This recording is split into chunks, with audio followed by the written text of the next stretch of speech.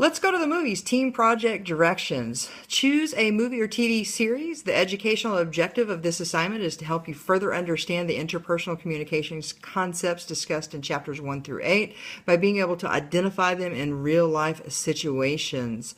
I do think that whether a student reads or doesn't read the book until it comes time to do the teen concept, they're going to pull some information away from this, the utilization of this particular piece. And I can certainly understand why it's written into the curriculum to ensure that students are able to utilize the book material and understand key concepts. Certainly if they actually read the chapters 1 through 8, they're going to walk away with a much higher level of understanding and education than if they watch a movie or TV show and then simply go look up 10 key concepts that will help them write their outline. The next piece is each team member will choose either a movie or TV show and find scenes that depict any of the interpersonal communication concepts found in the key terms at the end of the following chapters, chapters 1 through 8. Again, that goes with the same comments that I previously made. Find communication concepts. Each team member is responsible for finding 10 communication concepts. Therefore, if your team has 3 active members who complete and sign the team contract, a minimum of 30 concepts is needed to be found in the scenes of your movie or TV show. In this scenario, if an active member does not complete their concepts, then the remaining team members are still responsible for completing all 30 concepts, or the appropriate number for the team. I thought that this was an appropriate instruction. It was very clear in communicating from the instructor to the student what the expectation is. We had 4 members in our group, so we had 40 concepts that needed to be identified, 40 different concepts that needed to be identified in the scenes of our movie or TV show. Again, this was an appropriate skill for students to learn how to work together as a team. This will be needed in the employment and arena of their life. And it helped the instructor ensure that they at least walked away with some level of understanding of communication concepts.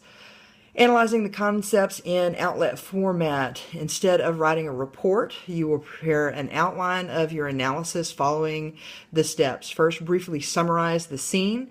You may use as many scenes as necessary to complete the assignment. Also remember to cite the movie/television program.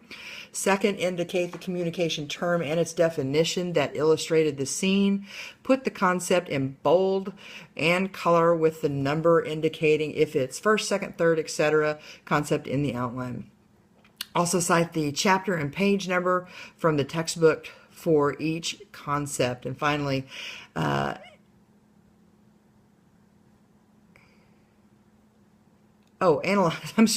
analyze the scene using the communication term. I lost my placing there for a moment. I really appreciated this simply because, sometimes people believe that they're not going to use everything that they learn through their college education. Having said that and been in management for the past 20 plus years, I can tell you that you being able to utilize an outline effectively, knowing how to cite information, is definitely something that you're going to continue to use in your professional careers. At least I do on a weekly basis, whether it's delivering a speech, delivering a meeting agenda, speaking in front of a CFO, or speaking to a classroom of students. This is something that I do utilize on, like I said, a weekly basis. There was an example provided. I'm not sure if you want us to go through that aspect of it or not, but I certainly will.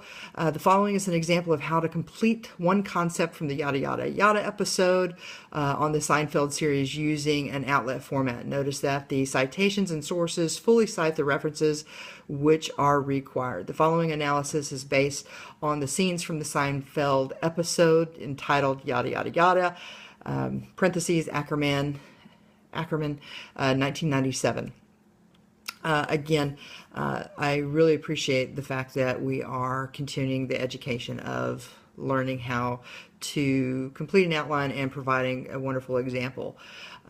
Site 1, Let's begin with the opening scene that shows Jerry, Georgia, and Marcy, which is Georgia's girlfriend, sharing a meal at their favorite coffee shop. While telling a story, Marcy uses the phrase yada yada yada instead of telling the whole story. Jerry tells George this is a good thing because it's like dating the USA Today. I can tell you personally, my brother does, instead of yada yada yada, he does da da da. It drives me bananas because he's always leaving out some very important detail that would help me have a better understanding of his message and communication. So I really appreciated that particular Seinfeld episode.